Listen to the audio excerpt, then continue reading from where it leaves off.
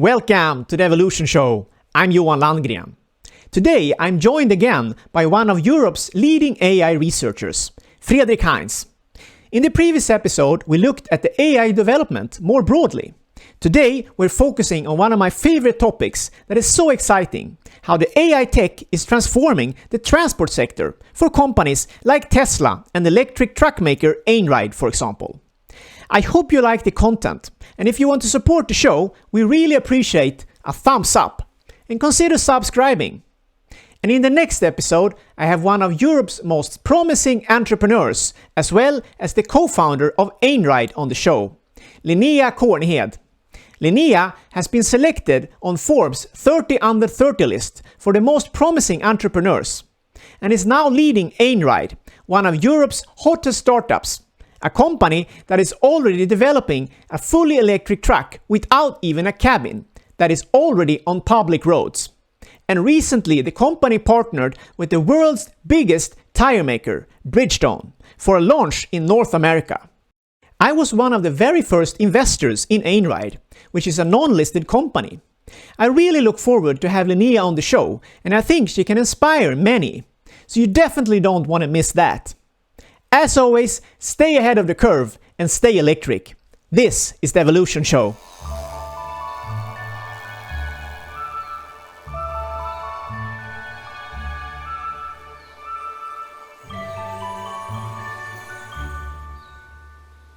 I'm an investor, an early investor in this company, Swedish startup company Einride. And I've had a CEO and co-founder Robert Falk on the show, and Linnea Kornhed is coming this fall. It's going to be great to hear her perspective on this. And I'll remember what you said now, because, they're working on logistic solutions, combining electric and autonomous, and this logistic approach, which is basically what you're saying. They're working on filling the trucks as much as possible, working on with the demand, and always having enough capacity when it's needed, and not an overcapacity, supplying the logistics solution for the whole sector. So it's a really interesting approach. And I think I'm not sure exactly how the logistics solution for Einride is working, but I know we're going to come back to that they have AI technology in terms of the driving unit and so on in the truck. But that's of course a hardware solution and not a software.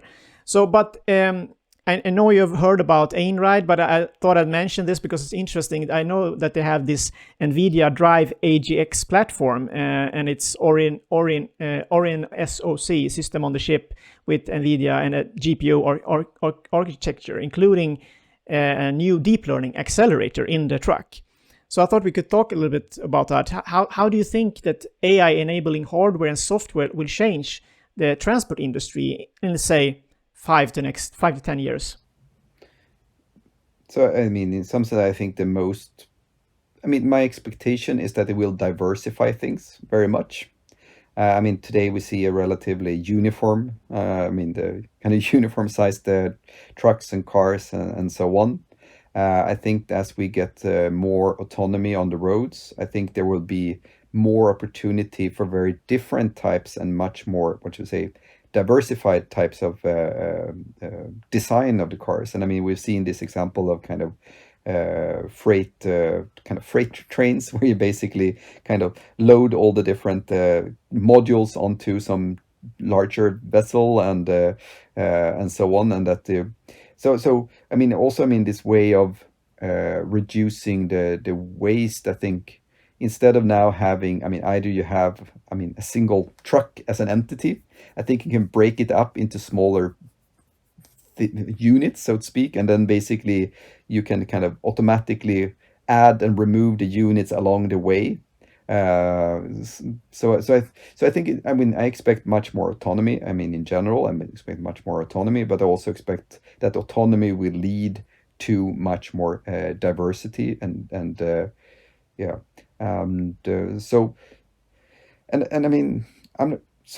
let's see. In some sense, to kind of go back to your previous question, I think there you have to think about transportation in at least two kind of dimensions or scales. One is the individual vehicles. So in some sense that has been the main focus. mostly the focus so far. And I mean, we have this large Wallenberg initiative, the Wallenberg AI Autonomous System and Software Program, which is funded by the Wallenberg Foundations. I mean, we have a total budget of about 5.5 billion Swedish kroners over 15 years, where most of it is coming from Wallenberg Foundation, but also co-financing from companies and universities. And I mean, there we have seen that most of the focus has been on the kind of individual vehicles, but we've also seen that there is research now on more intelligent transportation systems and fleet management and so on, kind of looking at this larger picture. And actually, I think both of them are equally interesting. From a personal perspective, maybe I'm slightly more interested on the kind of transportation system, even though I've been working on autonomous systems as well. Yeah. Okay, if we talk about, you mean, the transport leader right now in the EV sector, in the personal vehicle sector, it's definitely Tesla. And why I say that is because, I mean, in terms of vehicle produced and so on, there's no doubt about it. But then if you talk about data collection, it's interesting to look at Tesla as a case, because they are collecting data thanks to their vehicles out there. They have, all kinds of sensors on board, and they are collecting data all the time, and they have done so for 4 or 5 years now. And if you compare to the second biggest data collector, I think Tesla has like 1,000 times the data. So it's I mean, this begs the question: how do you think that? How big of an advantage is it to have this amount of data, this access to this data, in terms of developing the fully autonomous vehicle that we expect to see now? The technology, according to Elon Musk, is already there. They need to process this data and learn from different, these edge situations, these 0.0% situations, which are really rare but can be very dangerous, obviously, for the AI or for the software to interpret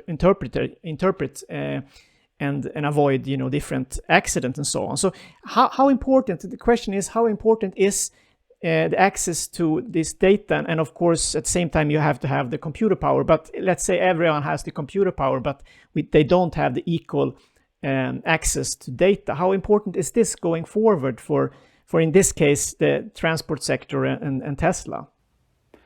So I think there are several aspects to this. I mean, so it's what I think is the main advantage is really the continuous collection. So that in some sense, and I mean, and also that to me, the main advantage of Tesla is maybe more the ability to change their software kind of on the fly, while most others are more kind of, you have to go into the workshop to have things actually explicitly replaced. So in some sense, I think that is the more interesting than the data itself. But of course, the collecting data is valuable. However, the value in the data is not the amount, but the diversity. And I mean, you already mentioned this kind of extremely unlikely situations. Those are extremely valuable, while another 1,000 miles of highway driving is probably not that interesting. And if we compare to other car manufacturers, I mean, they have fleets of manually driven cars that also collect data. So, I mean, of course, the other car companies also collect data, but in a different way. So I mean, I do think there is a benefit. I'm not sure that this extra edge will remain. So I do think probably right here and now, that is a clear advantage for them. But I'm not sure that it will make much difference in say 10, 15 years. And one reason that I say that is because one of the major trends in I mean, machine learning research and so on is, of course, how can we train systems with less data? So that we are not as dependent on this huge amount of data as we are today. And again, I think here is another area where kind of, these more knowledge-based approaches can provide that, because in some sense, the benefit of them is that they can, imagine, or I mean, you can encode things that you have never seen and never will see, but you still can conjure that it could happen. While if you only use this pure data-driven approach, you can only see what you have seen. So I think there are some again, it's the combination. But I mean, definitely at the moment, it's an advantage. Yeah, and I could of course counter that argument and say that I believe you're right in the long run. Let's say 10 to 15 years, and depending on when you reach this equilibrium of data use, as you say, less data and so on. But of course, you have to remember also that Tesla. I mean, everything is happening so fast right now. So Tesla could develop their own taxi fleet, for example, let's say in 2 to 3, 4, 5 years. And that could even, outcompete the rest of the industry, basically. Could be maybe only 2 or 3 players left if that happens. So I think it's all depending on how fast this happens, as I see it. If it happens really fast, if there is a breakthrough in this or introduction of these taxi fleets in the next 5-6 years, things could happen really fast. But as you say, if it at the same time reach a level of, where data use is not that important, it's more the use of the data or limiting it. So just something for people to keep in mind. I think we're living in a fascinating time right now that, and I think it's hard for people to imagine this startup Tesla. Obviously, I'm following them from 10 years, and I really am fascinated by Tesla. But even if I wouldn't be that, I mean, if you just look at it objectively, you have to be impressed with that, what they have achieved in such a short time. So, but let's see what happens. But I want to so I mean, I fully agree on the impressive what they have achieved, and something what I do think is really impressive is to be able to go from, go to this large scale manufacturing, because that's the really hard part, and I think that's impressive as well. But I mean, I'm not worried about small number of companies getting this kind of huge advantage, because I mean, just look at, for example, China. I mean, in some sense, I think they have a much bigger market, and I mean, they also, I think, are quite far ahead when it comes to more electric vehicles. So, and I mean, I was in Shenzhen, was it like 4 years ago now, and I mean, there were so many different car brands that you never heard of, and they were all electric, and they were all on the same path towards autonomy and so on. So yeah, I'm not worried. And I mean, I also think now it's clear that all the major, traditional car manufacturers have also caught on and seems to be producing reasonable hybrid or electric vehicles as well. So I think there will be competition, but I completely agree that Tesla is, pushing the boundary and dragging everyone else with them. Yeah, and I think competition definitely. I'm just saying that the things the market may look very differently. Different. If you think about China, totally agree that they are in the lead, and Elon Musk says that himself when he goes there, and he's super impressed with what they're doing and so on. But I'm more concerned about the European automakers and the Americans. I think they have a bigger challenge if you compare to for example, what's happening in China and so on. But that's another ballgame. Interesting to just mention here that Elon Musk also talks about the best machine to build a machine. So in the future, maybe automakers, the main thing they make money from is to have this very advanced facility that produces the cars, and then you have an aftermarket for the services and so on. That might be other companies doing that. So because, as you say, the competition. If all the automakers basically have the same use of the data and so on, then it's there won't be so big a disadvantage or advantage compared to the different automakers compared to Tesla.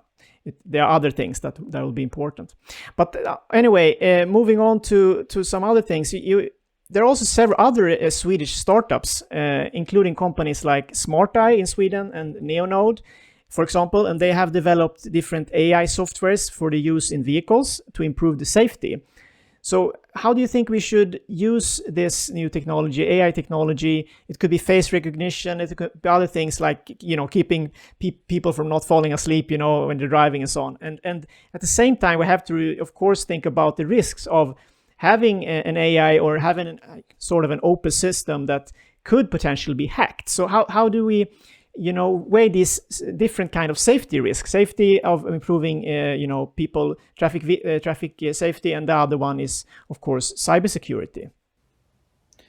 So I think the key here is that, I mean, both are important. I mean, that we have to explicitly think about the safety and the security of the system.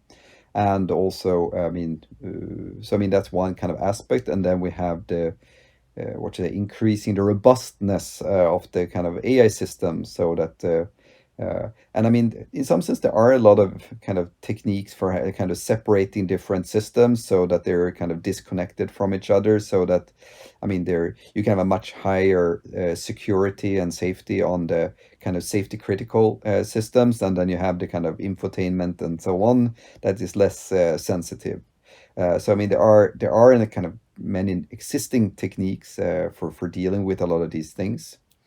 So, for example, maybe the autonomous systems part. I mean, the driving part is very rarely connected to the internet and so on. And so, I mean, I think there are a lot of ways of reducing the risks. But I also think it's important that, I mean, systems will never be perfectly, I mean, 100% foolproof and so on. So we always need to have mechanisms for both being aware of it and being dealing with it when things do go wrong.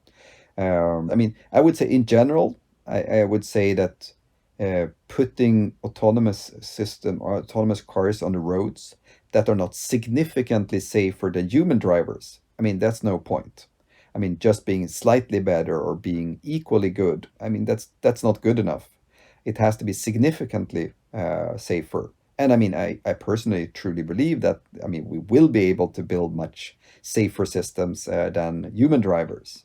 So in some sense, our key advantage is in our versatility, that we're able to deal with, well, more or less anything that comes up in a reasonable manner, most cases. So in some sense, I think that the difference here, if we compare to human drivers, is the way we judge the kind of when things go wrong. Because of course, people make mistake all the time, and there are accidents and even fatal accidents. But what happens then is that you do after the fact, when there has, I mean, after there's been an accident, then you do an investigation, and basically everyone, you try to figure out what everyone did, and you can come to the conclusion that everyone did as I mean, what could reasonably be expected of them, and still you could have an undesirable outcome. While now when we're talking about these autonomous vehicles, everything is before the fact. And that now we expect them to kind of in advance be able to prove that this extremely unlikely combination of events never can occur. And even if they do occur, you can deal with them. So I do think it's kind of an unreasonable burden of proof on the autonomous systems. But of course, we have to do everything we can to make them as robust and safe and secure as possible. Yeah, I agree, and I think just one key take from this is that we need more collaboration with for the AI. We need more transparency, and I see that AI tools can be very useful in the future, like, for example, addressing the climate crisis and many other things. But it's also very important that we talk about them right now, so people from different fields understand this and the general public understand this, so we can both address the safety issues and the broad use. Because I think that you're perfectly right that we as humans, we have because of this system we have created, we are very specialized, but with the help of an AI tool, we could actually find solutions that we can't see ourselves, perhaps. And so in that way, the ideal use for AI could be very helpful. So I'm really open to see that happen. But at the same time, we need to be transparent. I think that's very important. But thank you so much. Very interesting. We have touched upon many things. If people are interested to learn more about what you do, you're a researcher and a teacher at assistant professor at Linköping University. How can people get in touch with you or follow your research? Yeah, I mean, I'm not a very active Twitter user, but we do have that. And I mean, I give a lot of talks, and so I mean, I would say research papers is always a good way to. So my webpage contains my research papers, and please just get in touch. I think that's always the best way.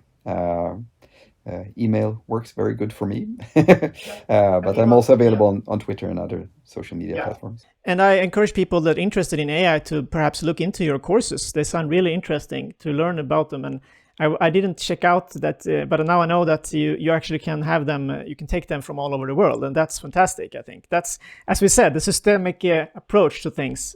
So people can learn from what we're doing here. And obviously, the AI technology is moving ahead on a global scale. So we need to collaborate on this. So, but thank you so much, Fredrik. This was, I learned a lot, and I think you had very important aspects to add to this AI discussion that is ongoing. Thank you very much for having me. Yeah, thank you. I hope you enjoyed today's episode. Tell us what you think in the comment section below. And if you like the content and you want to support the show, we really appreciate a thumbs up. And consider subscribing. And in the next episode, I have a really exciting guest for you, Linnea Kornhed, one of Europe's most promising entrepreneurs, as well as the co-founder and chief marketing officer of Einride, one of Europe's hottest startups right now. Linnea has been selected on Forbes 30 Under 30 list for the most promising entrepreneurs and is now leading Einride, a company that has a self-driving electric truck without even a cabin, already operating on a public road, and recently partnered with the world's biggest tire maker, Bridgestone, for a launch in North America. So stick around, many more inspiring episodes are coming up. And as always, stay ahead of the curve and stay electric.